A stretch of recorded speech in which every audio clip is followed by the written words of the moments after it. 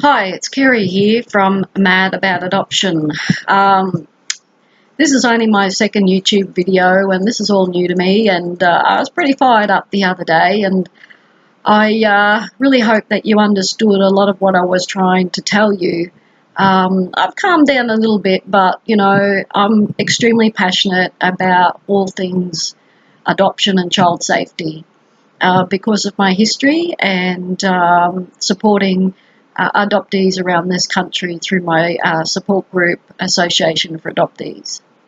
Now, I mentioned the other day that we had a Senate inquiry into former forced adoptions, and I want to make it very clear that the reason that a lot of adoptees did not get involved in that Senate inquiry is because they didn't have a clue that their mothers were forced to give them up. None whatsoever. Because adoptees were told that they just weren't wanted. Now, very few may have been told that the mother wanted to keep them but wasn't in a place to do so and loved them so much that they willingly gave them up. Also, pretty well much a lie. You see, adoptees have got to live with a lie all their life. Their whole identity is a lie. The birth certificate is a lie. And many things that were told about our mothers and our fathers was a lie. Now, as far back as I can remember, I was told that my mother was 16 and died giving birth to me. Well, it took me 21 years to figure out that wasn't the truth. My mother was 35 and a widow and had 4 children in her care. Now, if she was deemed so unfit to be a mother, why was she allowed to keep the 4 older children? Why was I taken? My mother was vulnerable, and I was a newborn baby. See, back then, nobody wanted older children. They wanted newborns because the medical profession was going on a theory called the blank slate theory. So a baby, they categorised as being a blank slate, and any mother will do. It won't know the difference. And you can mould this baby to be exactly like you. Well, since the Senate inquiry and a lot of research, particularly overseas, they've realised that this isn't true. And in fact, adoption was an experiment. And that experiment failed dismally. Now, since our very public, or should I say not so public, federal apology, because Simon Crean and whoever else was in cahoots on the day to get Julia Gillard ousted, kind of threw the idea of public apology right out the window. And the only people that really knew about this apology were the victims and some of the media that showed up on the day, who were visibly upset at covering our stories only to be told to drop them. Now, we were absolutely devastated on that day that we fought so hard and so long to get an apology, and it just got destroyed and disseminated. And to try and pick yourself up after that, knowing that the Australian public didn't know a thing about it and very few stories got out. Now, like I said, Channel 10 did cover my story. They covered it late in the news time and then did a longer version later on in the night. Some ABC radio picked it up. I know ABC Sunshine Coast interviewed me, and good for them. They covered it all day, and I'm so proud of ABC Radio. Now, the only other newspapers that picked it up was the Gympie Times and the Sunshine Coast Daily. If I talked to any of the major newspapers, didn't happen. Why?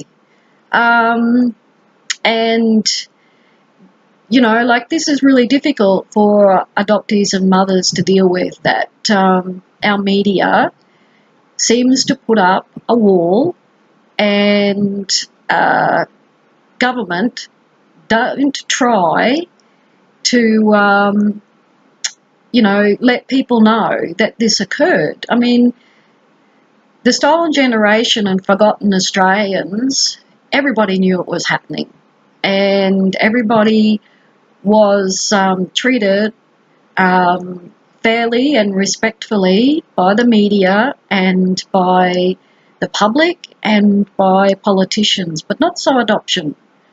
Let me make this very clear. Adoptees who suffered abuse have never been apologised to in any inquiry or any Royal Commission. The Royal Commission into sexual abuse that occurred recently refused adoptees to give evidence. But mind you, I was told I could give evidence as long as I don't mention I'm adopted. So make sense of that one. And compensation, no adoptees received compensation at all. My foster sister, who became my adopted sister, is Indigenous. She's received 2 apologies for being abused by the same people that I was abused by. But I haven't received an apology. Now, I asked the federal government for an apology for being abused, and I was told point blank, you're not getting one. Even though they knew exactly what happened to me and to other adoptees. Campbell Newman's apology also refused to recognise that adoptees had suffered abuse within the homes that they were sent. Now, the minister at the time, Tracy Davis, heard my story, and I poured my heart out to her like I've never done for a politician. Because I thought the position that she was in would help her feel sympathetic to what I was saying and what adoptees in this country desperately needed to hear. After sharing stories with her, or accounts of what I lived through as a child, being forced to work in charcoal pits from the time I was 5, being suffocated on a regular basis, twice I didn't think I was going to survive, being set alight once, being kicked endless times, being thrown around by my hair, and thrown out of the house if I didn't work, and if I didn't work, I didn't eat. That's just some of what I'll share with you at the moment, what I endured. And I was sobbing telling the minister this. It was extremely hard for me. And I got to tell you, even though the minister was upset, she told me that I would not be getting my apology for being abused. Now, I don't know how you feel about this, but I'm still upset. I'm deeply upset that this has never occurred, because the healing is not complete. And I know many adoptees want to heal from this trauma, and it can't happen and until this country recognises that we were abused, and to be denied the right to hear our stories and by the media, and to have it acknowledged by our Prime Minister and members of Parliament is heartbreaking. What's the go? Seriously, I am asking you, if you're a politician and you're watching this, why not? Is my life not important to you? Is adoptees' lives not important to you? And why can you not sit down and listen to us and hear what we've experienced? Why, media? Why do you put the wall up?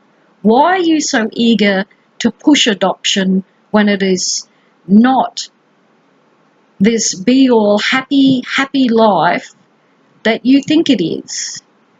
When you're adopted, you lose your entire identity, your family history, your heritage.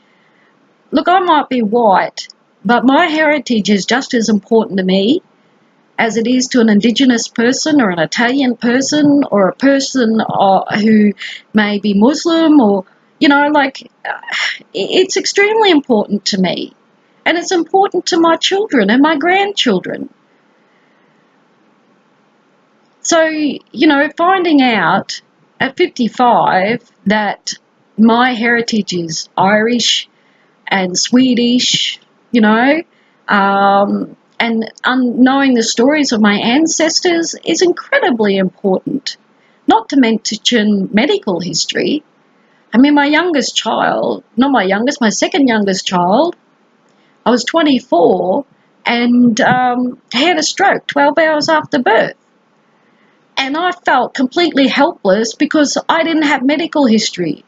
And I was asked time and time and time again for medical history, and I couldn't give it. How helpless do you think I felt? So I just wanted to share these things with you in the second video. I want you to understand that adoptees are hurting all over in this country, that you haven't heard from all of them because there seems to be some sort of conspiracy to keep us quiet. Is that because there's money in taking children into care? There'll be money in adoption in the future, like America, where people pay $60,000 to $80,000 sometimes to adopt a child. I'm sorry, but there's something seriously wrong in this country when you apologise for tearing a mother and a child away from each other, and then you get voted into Parliament months later, and then you go back on your word, and then you invite Deborah Furness to Kirribilli House and announce that you're going to bring back adoptions like never before from so-called ineffective parents. You don't even use the word abusive parents, Mr. Abbott. You use the word ineffective parents. That is concerning. That's for me today. You'll hear from me again, and I hope that you've learnt something today. Please subscribe, keep posted, and I'll keep sharing my views until something changes in this country and the public know the truth about adoption.